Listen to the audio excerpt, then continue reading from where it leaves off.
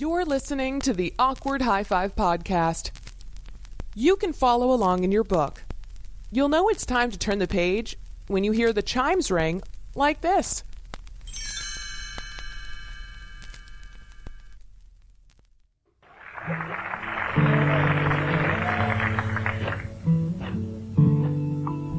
Call me old-fashioned, but I still believe there's only one true God. And he lives in this lake. And his name is Zorgo.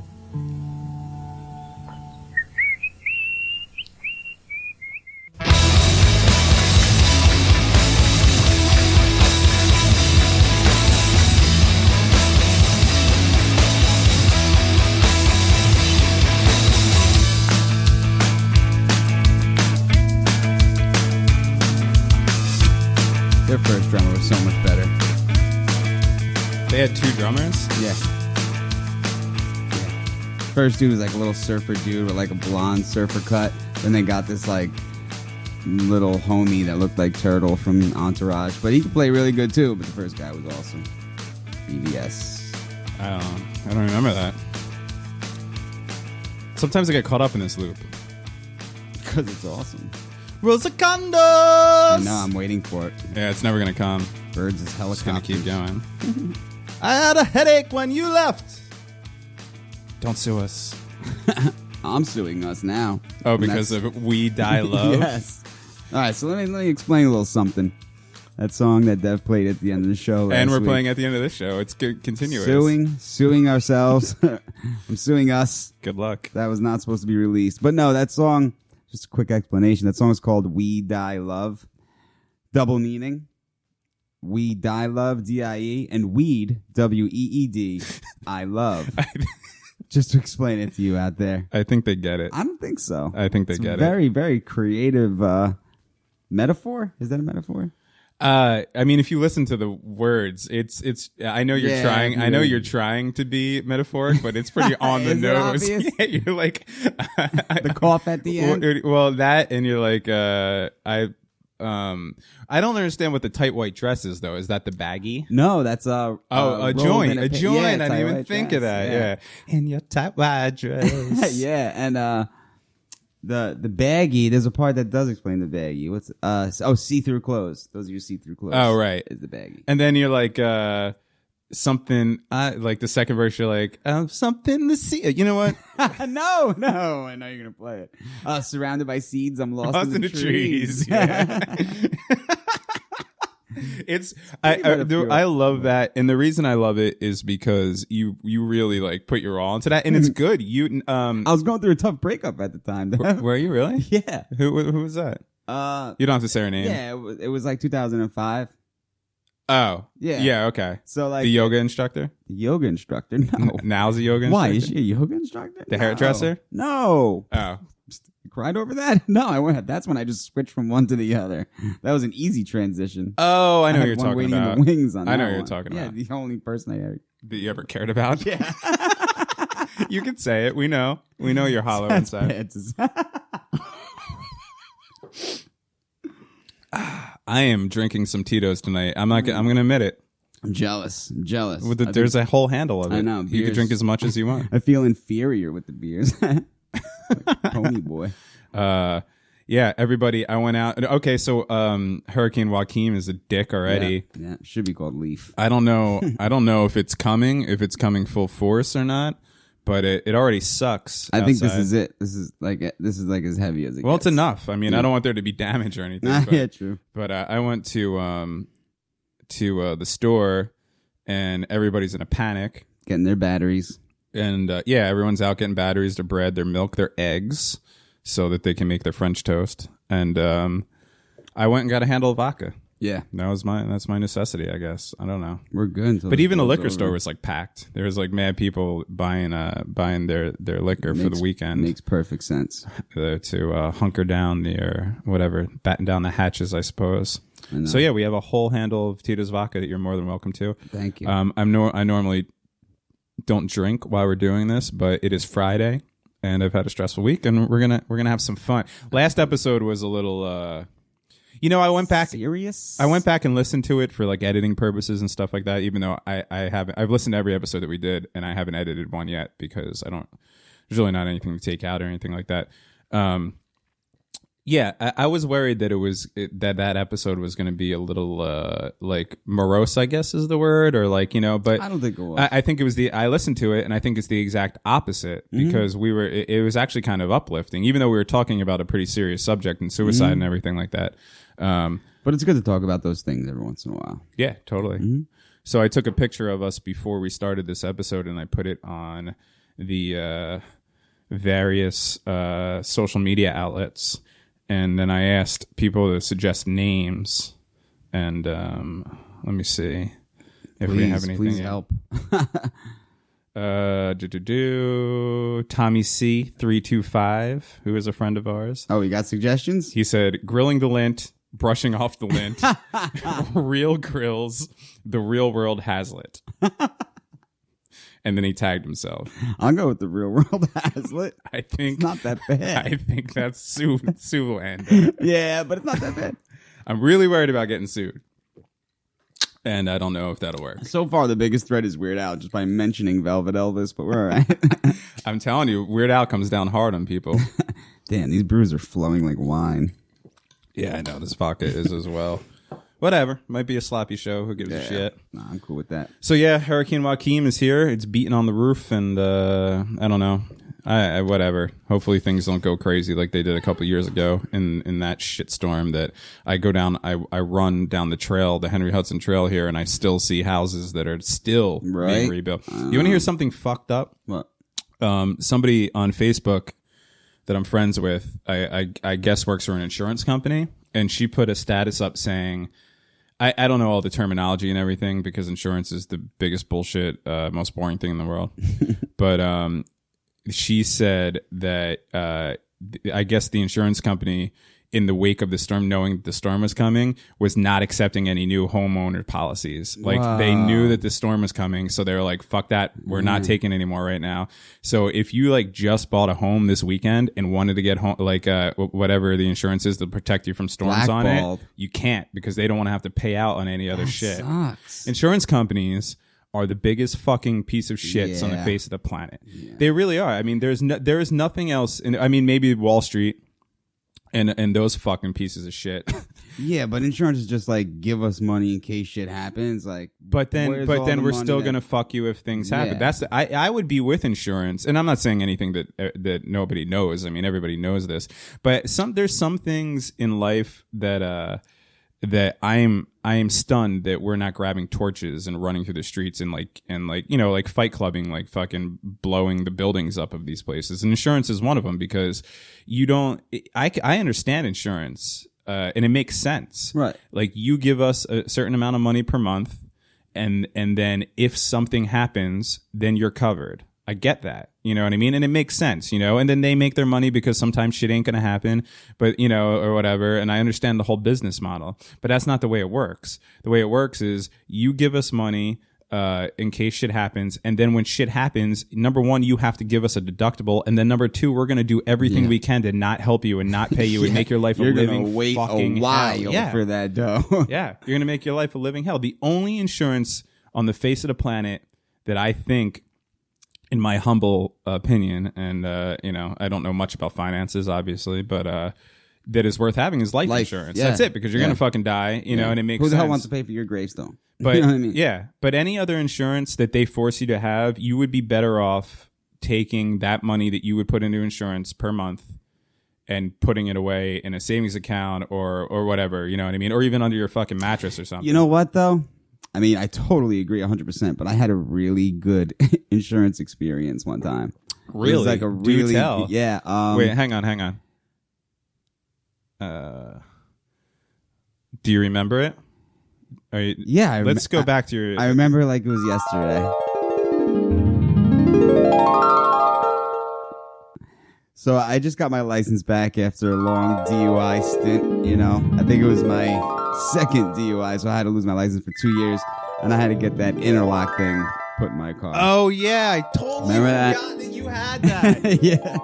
All right, so if you don't know what that is, By now everyone knows what it is, but for people Who who knows? don't, yeah. but tell them what it is. It was, this little box that was hooked up to my car. I had to have it for like 2 years, and before my car would start, I had to blow in it to make sure I wasn't drunk before my car would even start. But the thing was, you can't just blow in it, because I guess people were hooking up air compressors or teaching their pooch how to blow in it or something. So you had to blow in it and then hum a certain tune for like 3 seconds with the breath. Was so it they a knew tune? was I a thought it was human. like a frequency. I thought you had to go like Something like that, yeah. Yeah, So I like remember when I that. was drunk and I had to teach people how to blow in it, I had to like have a music class on how to blow in it for me, So, I had the interlock thing put in my car, and I'm pulling into a parking lot, and this old lady T-bones the shit out of me. Like, I saw it coming, and then once I saw how old So she she was, hit the side, like driver's side, right into me. she had a- drove directly into your driver's Right. side. She had a stop sign. She didn't stop. I was driving down. I looked. I saw she was 80. I knew it was coming.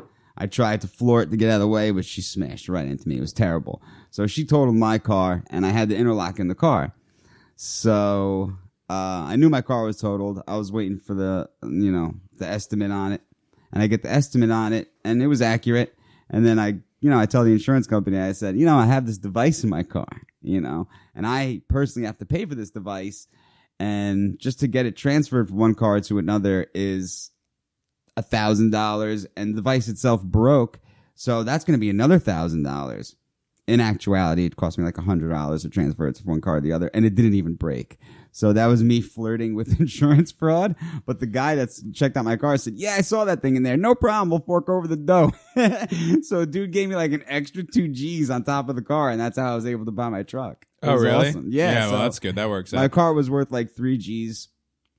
I totally, lied through my teeth. But to here's get the that extra thing. 2 I Gs. mean, and they forked it over quick. That's and good, but that still easy. doesn't account for all the money that you paid on the DWIs and the fucking. Didn't you have to?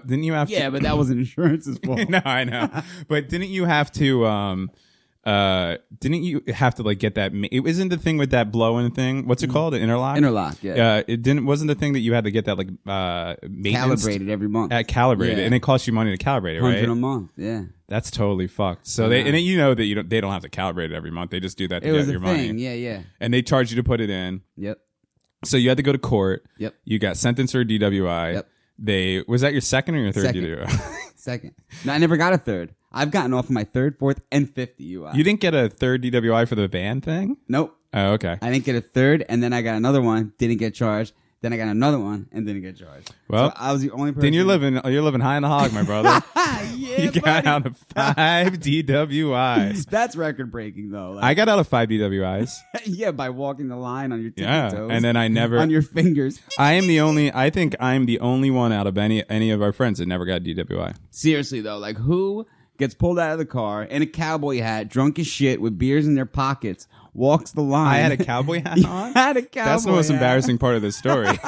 You had a cowboy hat on. You had beers in your pockets, so you had 2 bulging cans in your front pockets. Okay, yeah. Told the cop you had an old soccer injury, And then you got a ticket. and then I got a fucking. Well, okay, so yeah, this is what happened. I guess to tell the story even though Yeah, we were leaving for band practice. I used to drive the Crown Victorias, like the big blue Crown Vic and a big black cowboy hat. yeah, and we were leaving. The band was in the car. It was just with 3-piece at the time, and I was driving. We were drunk. We were leaving my friend Paul's house, and it was like nighttime. Like it was just to turn nighttime or whatever. And we were in the Berg, right? And we were in the Berg, Yeah, in yeah, Keansburg, for anybody who doesn't know, which is a fine town in the That'll central New do. Jersey area, famous boardwalk and multiple crime area. And so so we're leaving, and I was drunk. We were all drunk, Yeah.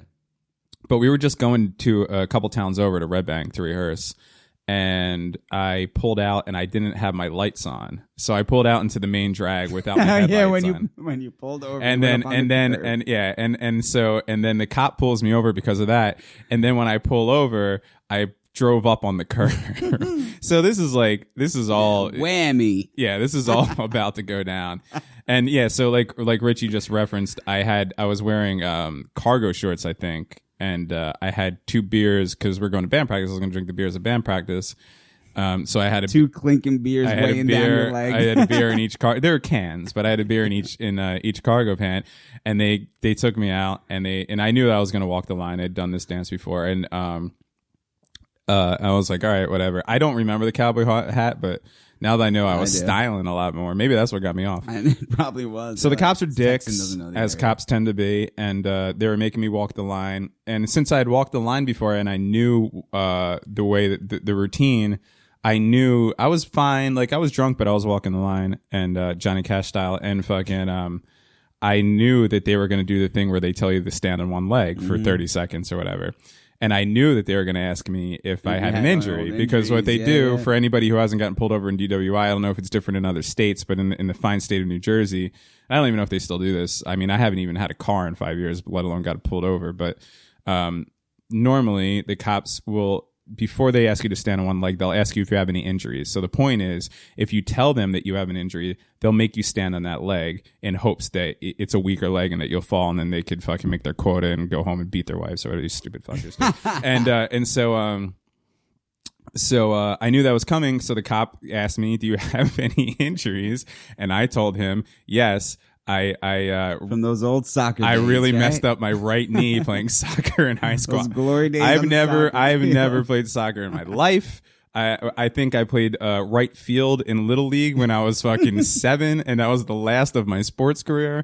But I told this cop that I had a damage to my right knee, and so he smiled and told me to stand on my right leg for 30 seconds, which at that point I stood on my right leg for 30 seconds, smiling myself, knowing that my right leg was my strongest leg and everything was fine. Tibia. So they got all pissed that they couldn't bust me for anything when all they had to do was just tap my fucking shorts and find out that I had beers on me. Two natty ices. So I think we had more class than that. They were at least Miller High Lights or Keystone Lights. Keystones probably. And but the thing was, okay, so here, let me tell you a little bit to get more into the psyche of one Rich Giordana, RTG, is when you get pulled over, anybody with a brain, when you get pulled over by a cop, even though you don't want to, you always just give them all the respect in the world. Hate them. That you could get out of it. So, like, of course you don't want to say yes, sir, thank you, sir, to a cop, but you do it for the better of your life. But Richie doesn't have that in him. Every time he gets pulled over by a cop, he gives the cop shit, and therefore the cop fucks him up. And this was no different. He was such a dick. Richie was in the back seat of my car. I was shotgun. Oh, you were a shotgun? Yeah, okay. Yeah. So Richie was shotgun when we got pulled over. And when the cop took me out of the car, I was all nice and I knew it was going down. I wasn't going to resist anything. I just wanted to get it over with, and whatever happened. But the whole time Richie was giving the cops lip or whatever. Yeah, but dude was a dick. He was like, "What are you on? Ecstasy?" Right. I drank like 2 beers. Right, I know. Asking if I was on ecstasy. And I know. But still, you just have to suck it up when it comes to cops and say, "Yes, sir. Sorry, sir. Yes, sir. Sorry, sir." And then so yeah, the guy said that to me while I was walking the line. You were on ecstasy? He was like, your buddy in the car there, the little guy in the car there. I was like, yeah. And he's like, what's he on? What's he doing? Is he doing the ecstasy? And I was like, I don't know what he's doing, man. I was like, no, we're not doing anything. We're on our way to band practice. We're fine, you know? And they just hate me. I don't know what it is. They just because you're a dick to them. But even when I'm not, all they want is respect. So anyway, at the end of the story, I got off of anything. I walked the line. I did my duty. They didn't realize the beers in my shorts. I got back in the car, and they walked over and they gave you a seatbelt. Was it a seatbelt ticket? Yeah, But it was basically, he told me that he was going to give you something for being drunk in public or something. But he didn't. He just gave you a seatbelt. So basically, they just wanted to take some of your money because you were being such a dick. In the meantime, I walked scot-free, and then we went to you missed one of the biggest debacles I've ever had with a cop. It was about Is this going to be a ago. Cop Story show? Because I could do that. Yeah, well, we were going to talk about crazy hour. ex-girlfriends, but whatever. We might get into that, but I just want to tell this one because since you love it when I, go off on cops, I wish you were there for this one because this was a biggie. This was definite biggie. But Jace Roberts said Devin and Ritchie's fun bags. That's fucked up. Does that mean that we're fat and we have tits? Could be. Fuck you, dude. Okay, go Thanks, ahead. Jace. Go ahead. What the fuck was I talking about? The cops. Yeah, of course. Yeah, so these cops, they got me. I was fucked up. I think I crashed a car or whatever, and I think I ended up Xanax to kill a horse. You know what I mean? So I'm like scrambling around. I'm trying to start. The cops are there already. I'm trying to start the car. It's like over these trees, and like there's a big stick hanging out the wheel. I'm trying to start, like, get away from the keys. I'm like, shit can start. Stop being dicks. So we're having this battle. Is this when you crashed the van, the work van? Yeah, that's when I crashed the work van. So, yeah. Richie, just so you know, Richie worked for a company, and his employment was terminated after he smashed the work van into this thing. What did you do? Tell her the accident. I drove. You were fucked up. I fell asleep behind the wheel, and I drove through this guy's like fence and hit a tree or some shit. Okay, I really don't remember, to tell you the truth, but I remember because Michelle had come to pick me up from the police station, and they wanted to like take your blood and all this shit and blah blah blah. But apparently, I'm just bad mouthing this shit. These cops saying like, "Oh, what happened? What, you hurt your knee on the football team and couldn't finish out the season, so now you're a cop to take it out on kids." And one cop is like saying to the other guy, "Oh, weren't you really on the football team and you got kicked off?" And they're, I'm just fucking with them so bad, calling them dicks and. Yeah, you think that's cool. I don't think it's cool, but I want them to know what people think of them if they're going to treat me like shit. Right. I understand that. And I feel the same way. I'm not going to get in any more trouble. Well, you can, though. You know, because they already had a pile of tickets and like the worst ones possible trying to take me to Riverview to draw my blood. It ain't going to get any worse. Okay, I guess at that point, then you do have carte blanche. So like, that's fine. I went off on these guys. But it's as soon as they pull you over. Yeah, well. Like, you know what I mean? Like, you do the fucking 10 and 2, have your shit out, your license and your registration out. Yes, sir. Sorry, sir. Love you, sir. And then, hate 'em. And then hopefully you get out of it, and then you can say fuck them when you're leaving. Yeah, I know. But you don't. I want them to know that they can go fuck themselves. You know what I mean? Like, they need to know. Like, you devote your life to ruining people's lives. You need to know that you suck. You know what I mean? Like, Okay. How do you go to bed? I agree with you. I don't want people at home to think that we're a bunch of cop haters. There's some good cops out of there. Yeah, there's some good cops out there, but pretty much if that cop mentality is in you, especially local town cops, it really you're does so suck. bored. You're so bored. You think any little thing is like, you're like you live in TV. You watch TV. You see cops. You're dying for that day that you draw your gun, and it's never gonna happen in Hazlitt. So just keep writing your tickets and just put your balls away because no one gives a shit. I don't know with all the drug activity around here. Yeah, but what are you gonna do? You're gonna get a little kid with a bag in his pocket. You're not gonna get gangbangers. You know what I mean? Remember they had that drug task force here, and they beat the shit out of everybody at the train station. They jumped out of the woods with. Okay, so tell that story. I wasn't. That was a biggie. That was almost like sue worthy. I think Walsh and Carl. It doesn't matter who was there. Yeah, right, true. But it was a bunch of, I say, so we were younger, teenagers, right? Yeah, at the time. This is actually a good story. It was a bunch of, let me set it up. There was a bunch of, let's say, subversive looking youths. You guys were about to get on the train and go into the city, correct? Yeah, to see a punk rock show. To go to Coney Island High or something like that. And granted, everybody looked a little weird. There was mohawks and fucking, and bondage pants and studded belts and leather jackets and the whole nine. So take it from there. So it's actually funny because we're at the train station, and down at the other end of the train station, there was this guy standing there. So this car is coming at us at full speed. There was some puddles on the ground, and the car drives through a puddle, and the wave crashes over the other guy down at the other end. So he's got his arms out like, what you got? Come back and get some of this. You know what I mean? So the cop or the car pulls up, and two masked guys with AKs. And really? They had guns? They had AK-47s and like these ski masks, like these heavy duty ski masks and AK-47s. They get out with this one unmasked older fellow. At this time in my life, I know who that guy was. I'm not going to say it over the air.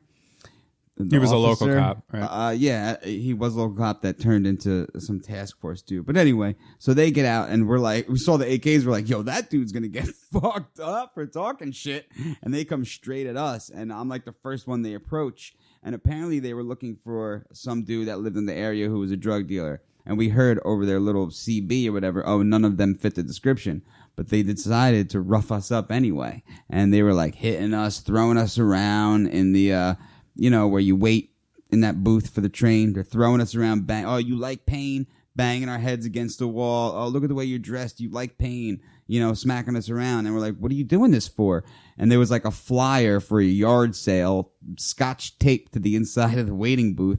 And the one guy rips it down and says, you're destructing private property. We're getting you on that. Right. So they just treated us like total shit because the way we looked. And like, even though they didn't find the guy they were looking for, they roughed us up bad. Like old grown ass men. We were like 15, 16 years old. And these grown ass men were punching us in the ribs, throwing us around. Like because they were pissed that they didn't pissed. make their. Yeah, they were so pissed. Well, I mean, that's what happens in small towns. You get fucked that's up why by I the have cops. no respect for them. I get it. It's hard. It's hard to, like I don't take it as far as some people. And I also like I'm kind of in the middle on it. But I could say personally, and I haven't had as many run-ins with the police as you have. But personally, most of the run-ins with the cops that I've gone through have been a bad experience. There's been a couple where they've been cool and like understanding. And even, you even get those experiences that you're actually calling on the cops sometimes. Who knows? Or you think they're on your side or something's happening. You get into a car accident that wasn't your fault and you assume the cop is going to like try and maybe, help you out in the situation or be cool to you. Yeah. And they find a way to just treat you like shit. You know what I mean? Yeah. You're sitting there, some lady blows a red light and smashes into your car. You're sitting there with your head bleeding and they're like, are you high? It's like, can't you just for 1 second be a fucking normal person, Right. I remember I crashed my car once. So it was late at night, and I was out with my buddy, and we went to go get a 30-pack, and we were underage. Yeah, I guess we were underage. And it was like after like 2 a.m, and there was like one place where you could get beers. And I was coming out. It was a rainy night, and I was coming out of the street and made a left and started hydroplaning. And instead of hitting the brakes, I hit the gas, and so I totally like. Sorry, no, it's fine. That's pretty funny. This was in one of the Crown Victorias too, and I slammed first headlight first into the barrier on the highway, and then whiplashed and hit. Yeah, I'm sorry. I have a story about the Crown Vic that I never told you that I gotta tell you. All right, well, tell me after this. Yeah. So this was like at the intersection on the highway, and I hit and then I hit the backside of my car. So I smashed up my car really good, and then I was in like a spin, and I actually went up the curb and like got a little bit of air, and then landed in this like abandoned gas station parking lot. Right, it was crazy. And so and then my buddy who was in the car, he grabbed the 30-pack and went running into the woods because I remember this. Yeah, This sounds familiar. but the crazy thing about it was this. So all this happened. And across the street from where all this happened was a VFW, and there was a cop park in the VFW, right? So slammed into the thing, blah, blah, blah, all this noise, blah, blah, blah. Like, my car went up on the thing, fell out. A dude runs out of the car with a 30-pack into the woods. I get out and I look across the street and I see the cop there, and I'm like, fuck, this guy just saw the whole thing. I'm totally screwed. And I'll admit it, I was drunk. I was a kid, I was stupid. So I was like, here it comes. Here comes the DWI or whatever. The cop put on his headlights, turned on his car, and just drove the other way down the fucking highway. Well, I don't think it's so like I think he was just like, I don't want to fucking deal with the people. Yeah, I did not just see that. Yeah, right, exactly.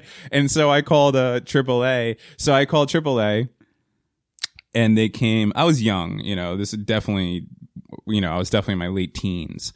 And I called AAA, and they came and picked me up and brought me home with the car and made a big noise when they were dropping off. So my parents come out of the house, and I was so hammered that my mom was like, you okay? You okay? And I kept going, don't worry about it. Triple H drove me home. And you saying, what? Game over. Yeah. I kept calling Triple H.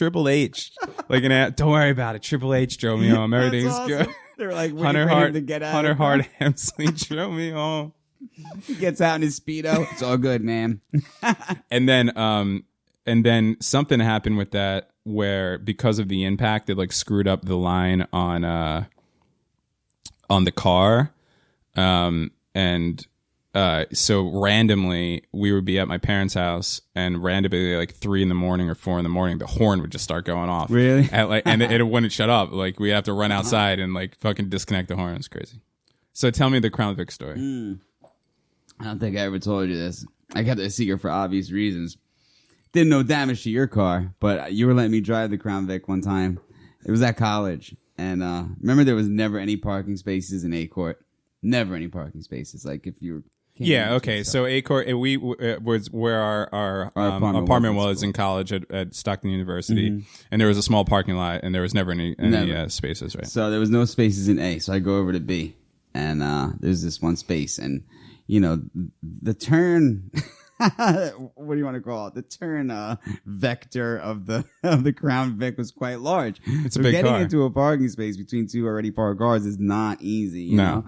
So I'm pulling into the space, and there's this little white car, and I fucking lifted this car like 10 feet off the ground, destroyed the fuck out of this little white car. The Crown Vic didn't even budge. Of course not. It's American steel, baby. Yo, this little white car went like up in the air. Like, you know, like I think the Crown Vic like bench pressed this car. And then I was like, oh shit. And I backed up and the car fell down and this car was destroyed. So I just backed up the Crown Vic and gently went to another parking lot and there was not a scratch on the Vic. So I didn't have to tell you. But I destroyed. Why wouldn't you tell me that? Because I was nervous. What if like word got out that some car got destroyed? Why you think I would go around telling people it was my fucking car? Well, not you. I don't know. Like, what if someone heard? I don't know. So you decided that you're going to take that to the grave and or fucking 15 years later declare it to the world on a podcast? Yeah, I chose B. All right. It's much better so people know. As long as the person whose car got destroyed doesn't know. But whatever. Yeah, that Crown Vic was huge, man. Was that the Baby Blue or Big Blue? Because there was Big Blue, then there was it was Big Blue because so basically and I know this isn't interesting, but I had two of the same exact cars. One of them was dark blue, one of them was light blue. The dark blue I had first. That was dark blue. That was Big blue. And then I got the light blue and we called it Big Baby Blue. You remember when we go on Google Earth and Big Blue was pulling out? Yeah. So when Google Earth first came around, Big Blue represents. I'm gonna go grab some beers. I'll be right back. Okay, cool. It's the party show. I'll tell this story while you're. So when Google Earth first came out, no, I'm good, thank you. When Google Earth first came out, you know, it was like, you know, obviously the big thing. Everyone was so stoked to like look at their house or whatever. But it was a couple of years, you know, behind because they took all the time to take all the pictures. So we were out of college at this point, and we went on the Google Earth and we looked up our old apartment. And when you looked into the parking lot, it was Big Blue just in full motion, like coming down, like not even parked. Like I guess either me or whoever was driving the car, because I did let a lot of people drive that car. So it was either me or you probably were like coming home from something and were about to park. That car got destroyed there. But then Big Baby Blue, which was my second Crown Vic. I remember Big Baby having a long time lifespan. Well, you don't remember what happened? The end of Big Baby? No, I forget. It blew up, fucking casino style. After it was represented in our casino like video. Yeah, I was working at the time in East Brunswick, and I was just talking about this at this wedding I was at over the weekend because I saw a couple people from my old job there. And we were reminiscing as you do, and they were like, "Do you remember when your car blew up?" And I totally forgot about it. But I was on the way to work. It was a Saturday morning. We had a Saturday morning meeting. This was a retail job at the time, and I had gone to McDonald's to get some breakfast. I was probably hungover, and I remember seeing like a little bit of smoke coming out of the engine, but that wasn't out of the normal, you know, like it was a shitty car. Now with Big and Baby Blue. And so I pulled up to the back of the store and I parked in between two other cars.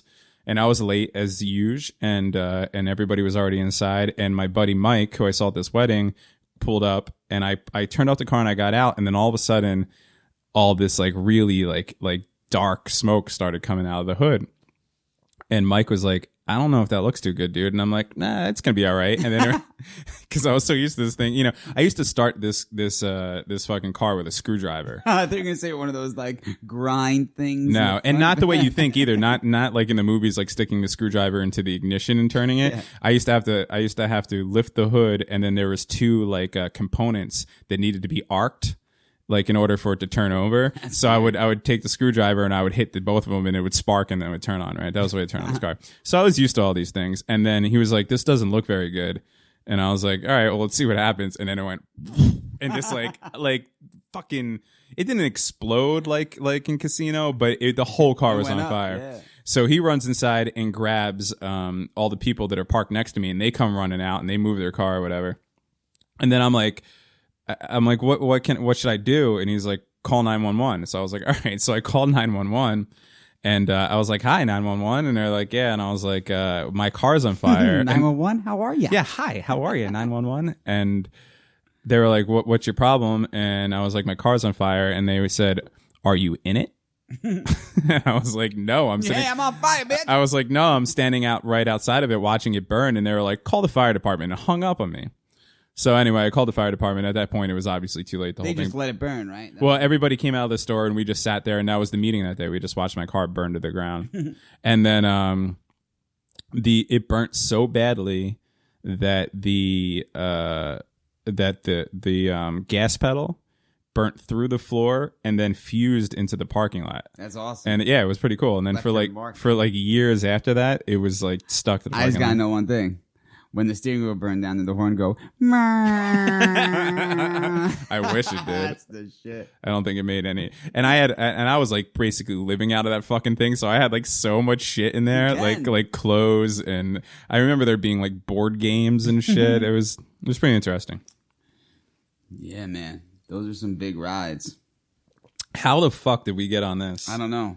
Our plan today for the show was to talk about crazy ex-girlfriends. Yeah. But I guess, that's shot to shit. yeah, things take a different route sometimes. No.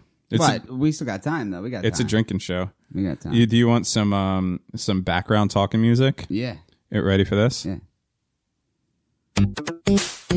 Nice. Yeah. I wish I could talk about some time where I took a walk. Through a land called Funkatron. Did some tittering and chattering. Ate some moldy cheese. Said ick and then fell off a fucking ledge. Bumped into my buddy, the crazy dentist. And a group of nerds. And the crazy lawnmower. Yeah. The nerd. That's where it came from. And a crazy lawnmower guy. Yeah. And a carrot that guessed things for you. And then you find a gift. And you say, yeah, all right. Big girl. Oh, jam. If you guys don't know, this is Big girl. This is the best. Wreck. Big girl. Oh, jam. This is a great podcast. We're just screaming Toe Jam and Earl things into a microphone. Toe Jam and Earl, probably the greatest video game ever made, and definitely the best soundtrack to a video game ever made. Yeah, that game's awesome. Let's take a listen to it for a sec.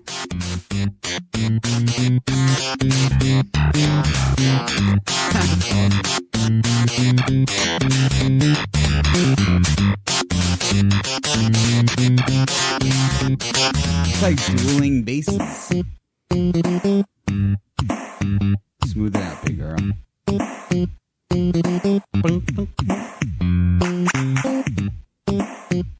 I think this is where Mike Dirnt from Green Day gets his influence from. Sounds like every Green Day song. Maybe. I don't think Mike Dirnt could write a song as good as the Toe Jam and Earl soundtrack. Although he kicks the mad backup vocal. Green Day would be nothing without Dirnt's backup vocals. On albums, but live though, he's a little. That motherfucker gets flat. Yeah, but those backup vocals on what's that song? Crushing Teeth or whatever. Crushing Teeth. On Dookie. I don't know. I'm all busted. Oh, up. yeah. Those background yeah. vocals are sick. Well, the background vocals on She is fucking the She. shit. That's a great. Yeah, Dookie's a great album. He stays high and he's like, I'm taking it just so ya. Turns the man. Dookie is a great album. It is. I love Dookie. That's become one of my like party albums. Like if we're at a party and we're all listening to music, sometimes I'll just throw that on all the way through because there's no way to dislike any song on that fucking album. You can't. No, it's impossible. Yeah. No, that album's great. And shit, fucking Insomniac is great too. I love that album. I mean, it kind of falls apart during like Stewart and the Avenue and Tight Wad Hill, but the whole first half of that album is sick with like Stuck With Me and Armored Shanks, Geek Stink Breath. Yeah. Geek Stink Breath is an amazing song. Yeah, I love that song. It does give you that creepy. I remember. Do you remember this? Do you remember when we were talking about a few episodes ago when we were younger and we were just starting and we were just basically covering Green Day and Nirvana, and Green Day played on Saturday Night Live, and Roseanne was the host, and it was before that album Insomniac came out. But they played Geeks Think Breath on Saturday Night Live. So it was before the song was released, but they played it anyway. And I remember we watched it and we were like, holy shit. And then we learned it and we were playing, we were playing that song before it came out because we saw it on Saturday Night Live and we were so stoked about it. I remember when they played 86 on Letterman, and that song, like that like up to that point, that was probably the greatest Green Day song ever written, because that song was amazing.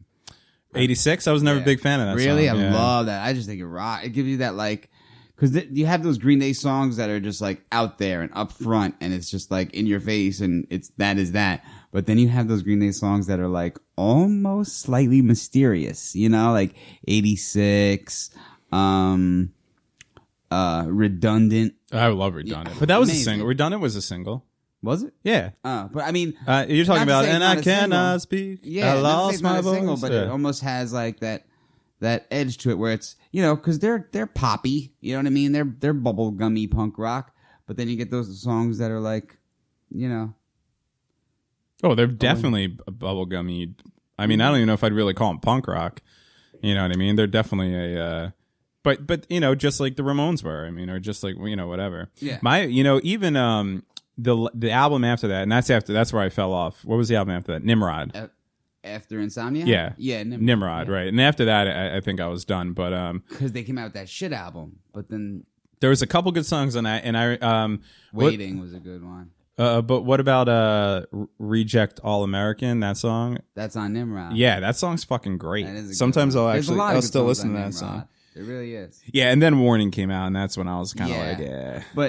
But Warning's the album that they tried to go acoustic, but that has that song. Not Waiting, Wake Up.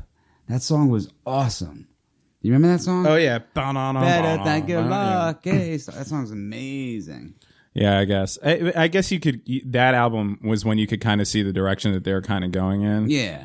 Like, you know, everyone gives a band shit when they change their shit up, but it's like, how would you feel, you know what I mean, if you were writing the same shit every day, you know? It's like, people don't understand that. But they got to try different things. You can't write bad. Well, I mean, it fucking worked for them. I mean, arguably the biggest thing for Green Day was those later albums when they did the American Idiot and all that stuff, which I never listened to myself. But the American Idiot album was great. Yeah, I didn't really. That. You know what happened with that? Well, at that point, I know what your problem is with that album. The song American Idiot. Oh, I thought you meant the fact that he pretty much rips off of like 80 other songs. Well, Green Day's always done that. Even that Warning song, that boom boom boom boom boom boom boom boom boom boom. That was like, I forget who did that song. It might have been a Kink song or something like that. Yeah, but it's like it's song. legit. Like note for note, the same fucking thing. You know what I mean? Like there's a lot of songs that they always did that with, but they put, you know, whatever. I mean, that's gonna happen. There's 12 notes. Yeah. But I remember hearing the single American Idiot and just not liking that, and then they gotta always. That's like their basket case. And then also the whole rock opera thing to me. Yeah. I don't think there's ever been a rock opera besides maybe Tommy that I saw American Idiot with Billy Joel in it off Broadway at the St. Jimmy Theater when it was out, and it was incredible. I had a great time. It was a great show. You know what I mean? Like, if there was a message, if there was some type of like supposed to be punk rock message to it, I didn't get it. Right. I just thought it was a good show, good music, good drinks. Right. It was a good time. You know. I think it was a successful effort. Yeah. Well, all right. So here's the thing, because I've been to a couple Broadway shows before.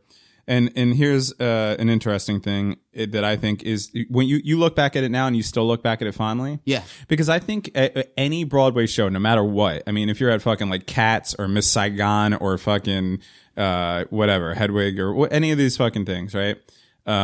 I think no matter what it is, when you're there, you're gonna dig it because there's a certain aura that happens. So no matter, I don't think anyone's ever gone to a play. I'm sure they've gone to it, but I don't think anyone's ever gone to a Broadway play and it'd be a snooze fest and been like, that sucks. Like it's not like a movie. Like you almost have to get wrapped up in it. You know what I mean? But then afterwards, it's like when you go see stand-up comedy and you laugh out loud where you normally wouldn't laugh out loud because you're at stand-up comedy. So it's every joke you laugh out loud because everyone's like. But plays sometimes, like I've seen some plays when I was there, I was like, oh, this is awesome. But then I thought about it later and I was like, that wasn't that good. You know what I mean? Whereas if that was a movie, I probably would have been like, this movie sucks while I was there, you know? Mm-hmm.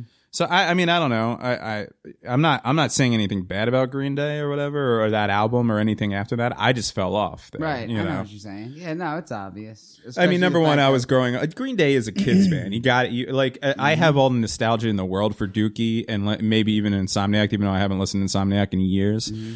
But I mean, that's a testament to Green Day. Actually, is that kids now that weren't even fucking born when Dookie came out, Green Day is their favorite band. Yeah, and it's not in a retro kind of thing where like kids like Led Zeppelin and shit like that. Yeah, they just legit like Green Day. Like that's their favorite fucking band. So you got to give them all the credit in the world for that. And I watched their fucking Hall of Fame induction or whatever. Oh yeah, it was kind of cool. You know what I mean? I didn't see that. Yeah, I mean whatever. Yeah, I mean. I don't know. There's the bands like Green Day and Nirvana. Like, I'll never ever not like those bands until there are Doors and Led Zeppelin and you know what I mean. Right. Like music hits you at a certain age that you're just gonna dig it. You know, yeah. But it doesn't mean you stay with it. You know, like dudes who maybe I was gonna use Rolling Stones as an example, but maybe that's a bad example because it seems like people like the Rolling Stones like fucking like everything about the Rolling Stones. You know, but I like the Rolling Stones, mm-hmm. but when I look back at the Rolling Stones, I just don't like the way Charlie Watts lays off the. You ever see him lay off the hi-hat like that? Yeah, on every well, he's a jazz guy. He's a jazz. Yeah, but that's weird. But I like the Rolling Stones, but I only like the late '60s, early '70s Rolling Stones. You know what I mean? Like like that, like Exile on Main Street, Sticky Fingers, that kind of stuff. It's not like you'll pop in Back in the USSR and rock to it. Back in the USSR, that was Beatles. No. Wasn't it? That was Mick Jagger. Oh, it was? Yeah, it was like I think it was Mick Jagger and what's that? David Bowie? Were you about to call David Bowie a queer? Because no. I will not only end this podcast forever, I will burn this fucking place down. No, I was gonna say that cool guy. Do you like David Bowie? Nope. What? Nope.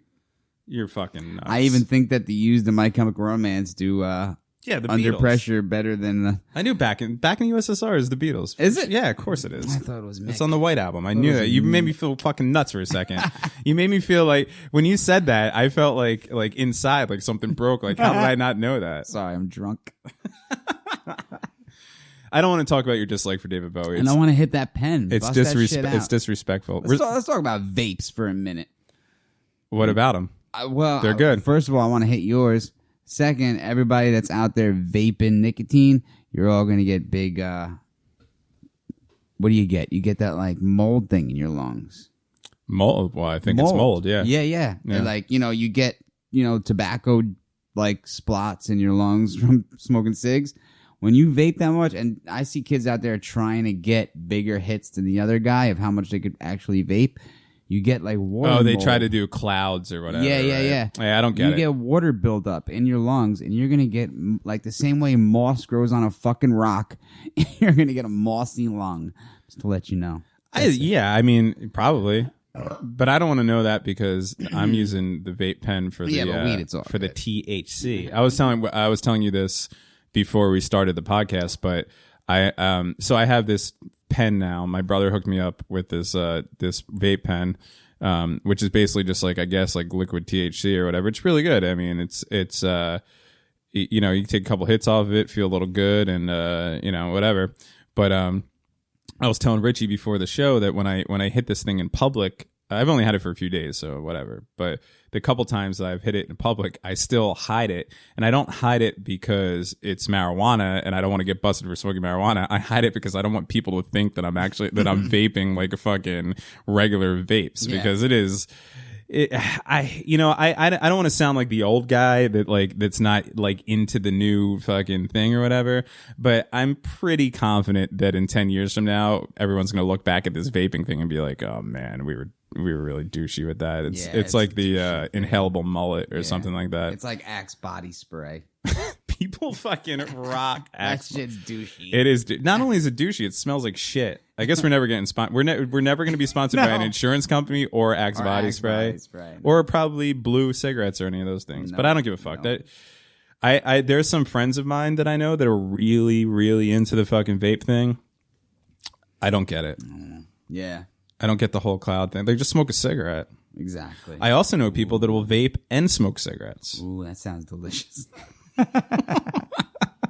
I mean, I like the vape pen that I have. Like it'll taste like blueberry or something like that. I mean, I guess that's cool. That's not real. It's not really like a big deal to me, you know. But like, I don't want to. If I wanted to inhale like a cigarette, I don't want it to taste like blueberry. I want it to taste like tobacco leaves. Right. You know. That's what I'm talking about. I don't know. I don't get. Maybe we're just old and stupid. We don't get it. I think we're gonna have to cut this one short so I can go smoke a cigarette. Well, we're coming to the end anyway. I'm just kidding.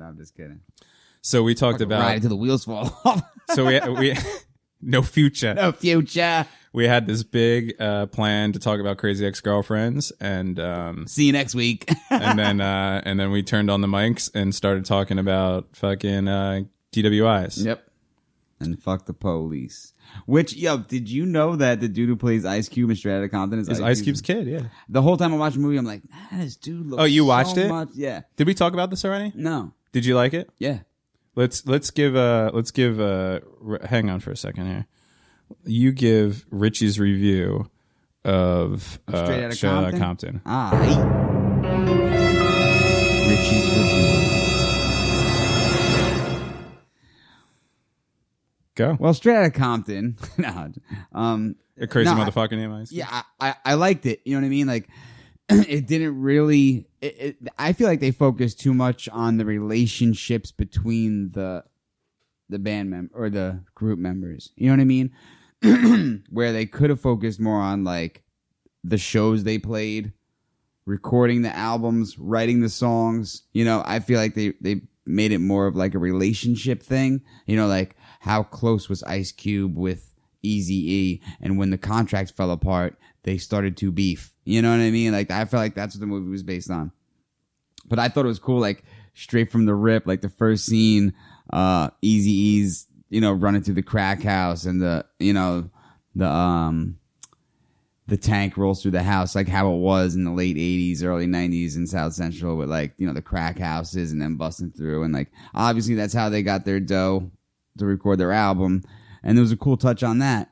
But then I just thought it fell apart with the whole relationship thing and Ice Cube not signing the contract. And did they use the actual songs, or did they like remake? Like, did the actors rap the songs? Yeah, that's kind of weird. Yeah. I mean, I thought that was kind of cool. And then at the very end, they show where they went their separate ways, and they bring in Snoop Dogg with Dre. And they show Snoop Dogg. Yeah, and it's funny because the dude comes in and he starts. It's like him and Dre start writing Nothing But a G Thing, and they try and act like Snoop Dogg, took that off the top of his head, and they started writing it, and then all of a sudden you hear this voice switch, and they actually superimpose Snoop Dogg's voice over this actor. Oh, really? Like, yeah, it's weird. That's weird. It's weird. Yeah, so he's like, it falls apart, but.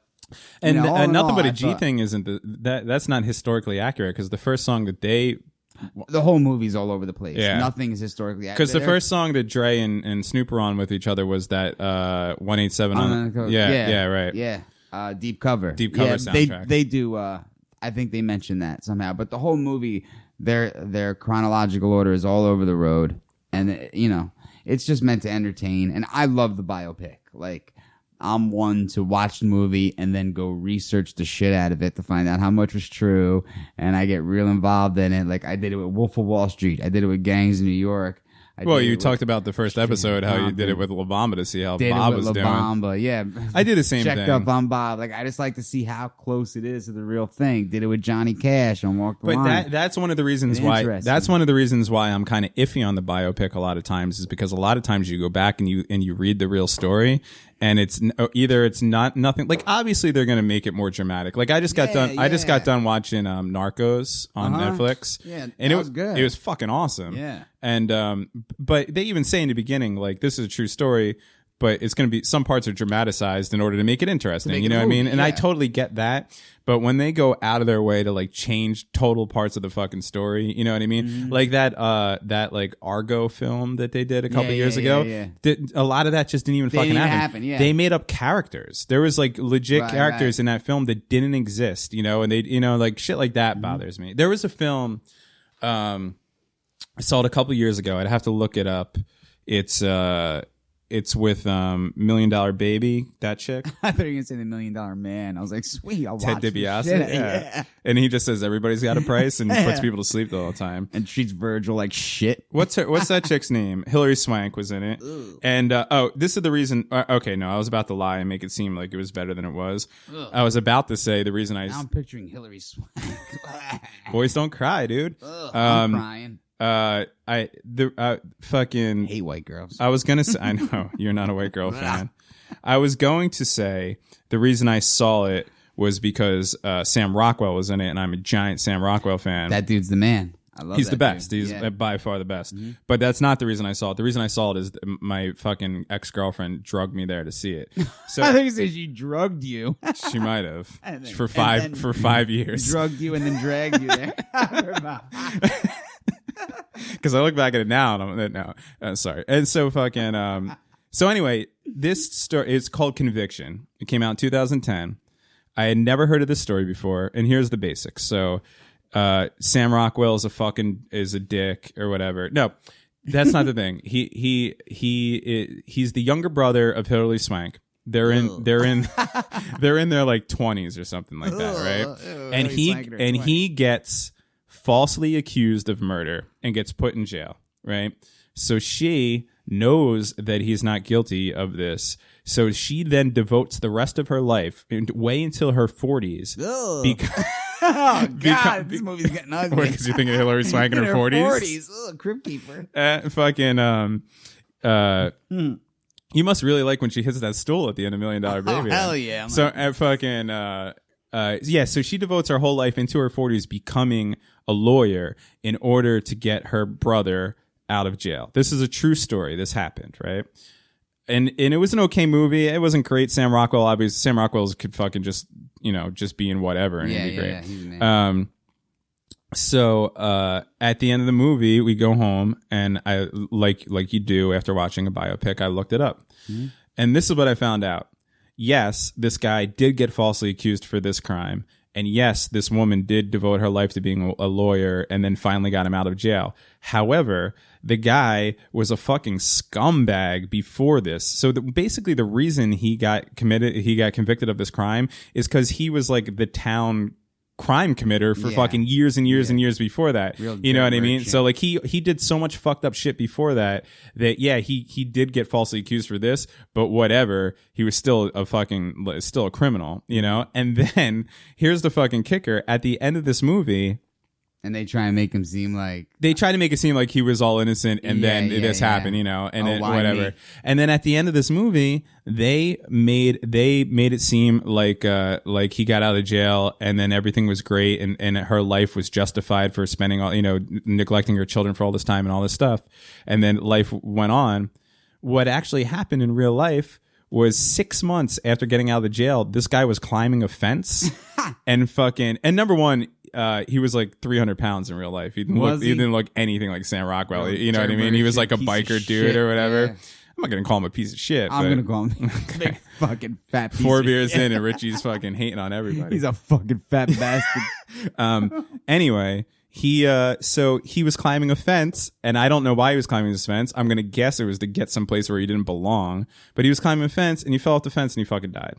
6 months. Was that in the movie, though? No. They made it seem like life was good. So this fucking chick spent her whole life to get her scumbag ass brother out of jail for one crime that he didn't commit, even though he committed many other crimes. Spent 15 years, 20 years of her life. Finally got him out of jail. 6 months later, when he was probably on his way to go commit another crime, he fell and died. That's what Swank's career has come to. I couldn't believe it when I read this. I like how like different, you know, they made that fucking movie. You know, I mean, whatever, I guess. Some movies are good, some are I don't know. You know, it's just the whole biopic thing. Like, whether they're accurate or whether they're not accurate, it's fun to research the truth, you know? And also, I enjoy it. It's hard to, but I mean, like Narcos said, it's hard to keep the truth and make it an interesting Interesting, movie. yeah. Absolutely. Even the most interesting story, there's not a lot of drama in it, you know? And, you know, perfect example, me and my brother always joke around because he's a stockbroker, financial advisor, or whatever. And he's like, hey, Rich, you like The Wolf of Wall Street? I was like, fucking love that movie. You know what I mean? It's Wolf of Wall Street. He's fucking popping Quaaludes. He's sniffing coke. He's fucking bitches. Like, who is not going to like that movie? You know what I mean? So you fell into the dude bro thing. Because that's one of the reasons that I don't like that is because I feel like all the dude bros are going to watch that and be like, this is life. No, not dude bros. But, like, it's fun to know that was going down. You know what I mean? Dude's sitting there taking mad money from people, running the whole, you know, stock market thing, and then at night he'd go home and do enough drugs to kill an elephant. And yeah, you know what I mean? It's not, you know, not dude bro shit. It's just like, it's fun to know that. It's fun. You know what I mean?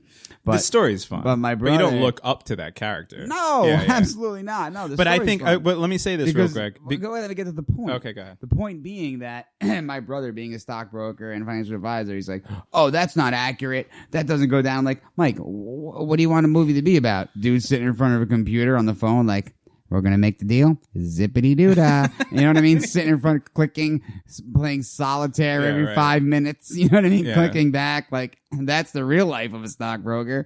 But who's going to show that? You know, you want to know the exciting end of it. If you're going to make a movie about a stockbroker, you got to throw in the exciting stuff. You know? And I think a lot of that shit did happen. Like, this guy was an over-the-top dude bro, fucking money hungry.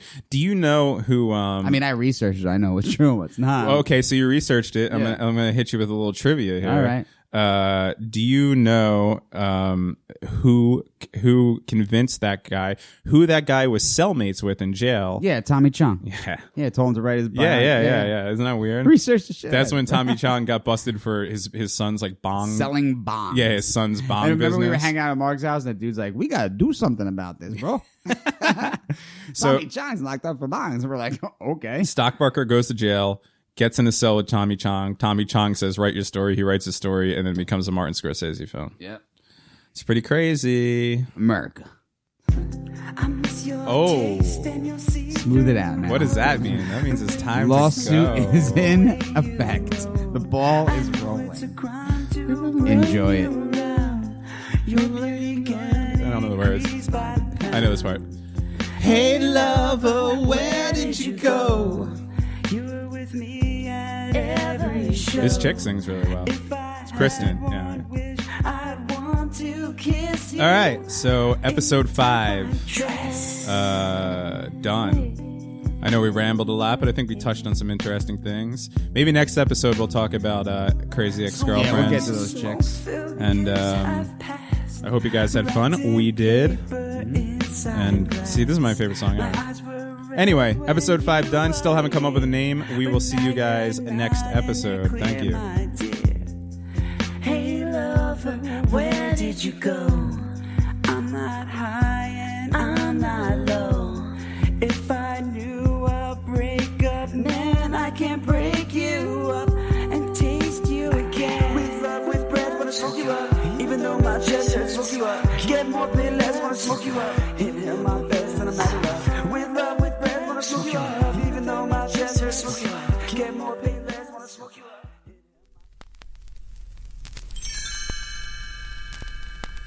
Thanks for listening to the Awkward High Five podcast. For more episodes, visit awkwardhighfive.com.